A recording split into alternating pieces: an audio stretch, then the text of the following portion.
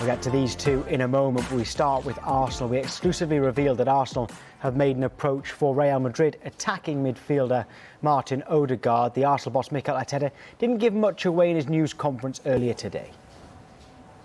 One player that the club have been linked with for quite some time is Martin Odegaard. Suggestions that you wouldn't be against bringing him in from Real Madrid on loan. What are your thoughts on him? Sorry, Gary, but I cannot comment about players that they play for different clubs.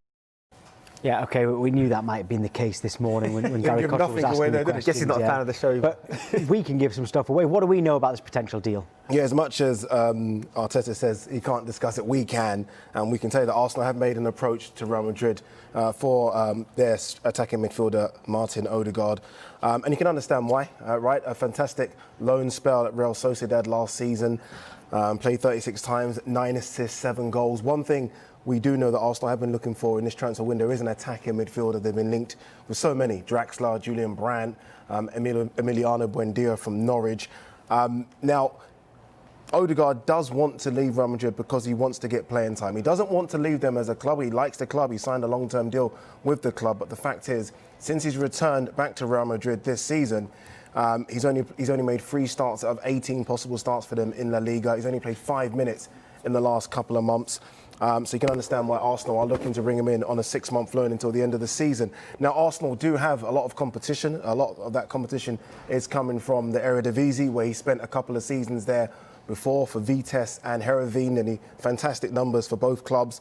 Their interest from Germany as well, and an unnamed Premier League club. Look, this guy was a wonder kid a few years ago. It's taken him a long time to really develop into the player that we are seeing now, but his numbers from the last couple of seasons tell you why. Again, I mentioned the numbers there for Real Sociedad. Just to quickly touch on the numbers for Vitesse, 2 seasons ago in the Eredivisie, played 31 times, scored 11 goals. So we are now starting to see the wonder kid we all expected from a few years ago, and I think it would be a fantastic signing for Arsenal.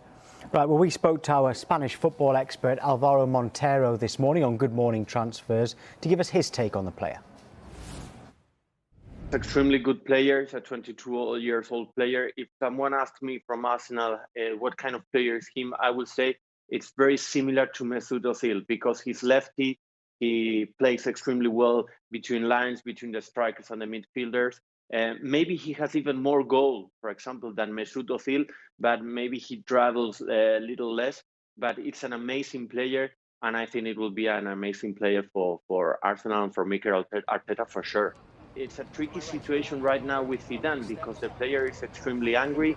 He doesn't understand Zidane's behavior in the last weeks. And as I said before, after the first December game against Shakhtar, the kid has played only 5 minutes. For example, last year, in this right moment with Real Sociedad, he played all the games in La Liga, 19 games, 90 minutes every game. And now in Madrid, in La Liga, he has only played 7 games. And in the last 2 months, only 5 minutes. So I will say his future is in Real Madrid, but I'm not sure to assure that his future will be if Zidane keeps on being the manager. Arsenal fans, let us know what you think about the potential signing of Martin Odegaard.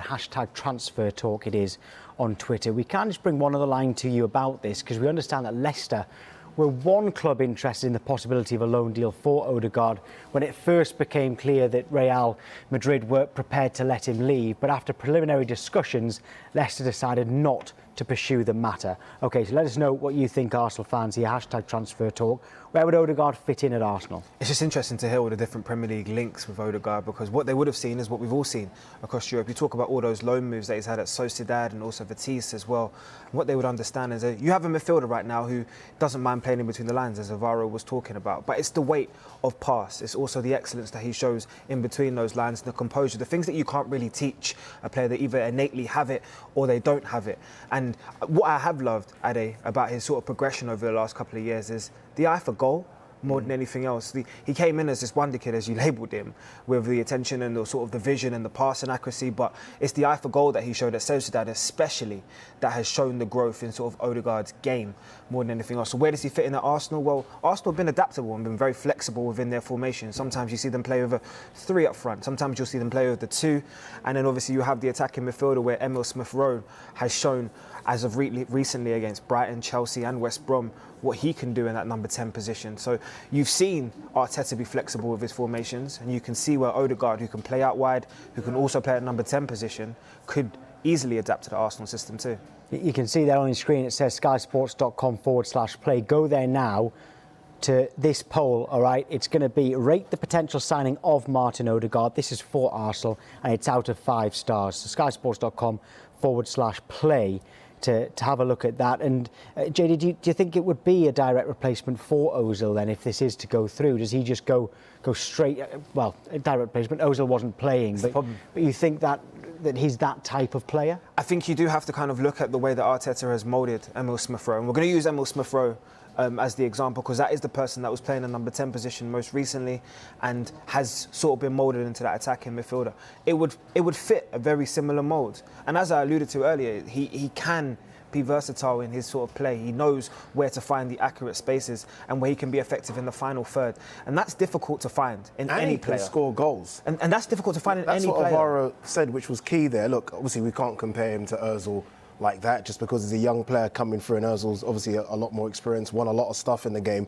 But the fact is, you heard what Alvaro said there. He's like Ozil, but with the goal tally as well.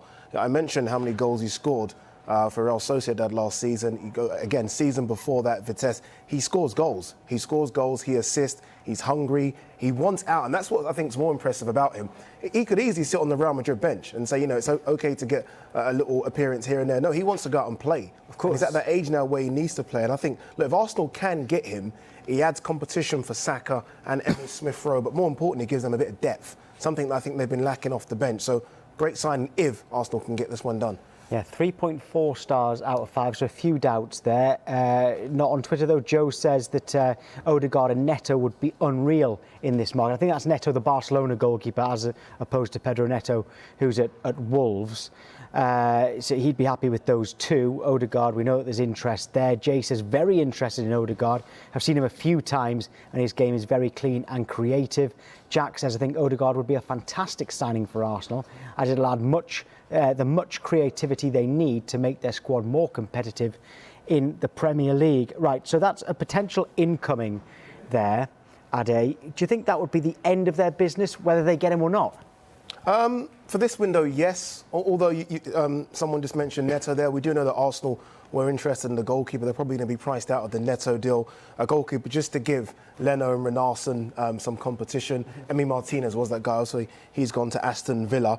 I think this window for Arteta was about trimming the squad and more outgoings than incomings for a lot of teams in the Premier League, to be honest with you. And you look what they've done already. Ozil obviously on his way to Fenerbahce, Socrates, that contract's been terminated, so those have gone out permanently. Then you look at Saliba and Kolasinac, they've gone out on loan. Then you go back to the summer window and Guendouzi going, Torreira going as well. So it's all about trimming the squad. And you can imagine big incomings will come in the summer. I can't imagine anything else coming in this January transfer window. Mikel Arteta did allude to that at the beginning of this window, saying that this window would be cut in half. The beginning bit would be to remove and sort of trim the squad, as you say, because there was too many first-team players that wanted to get minutes that he wouldn't be able to give minutes to in the first team. So it was about that at the first half of the window. You're now looking at, what day are we on, the 21st today?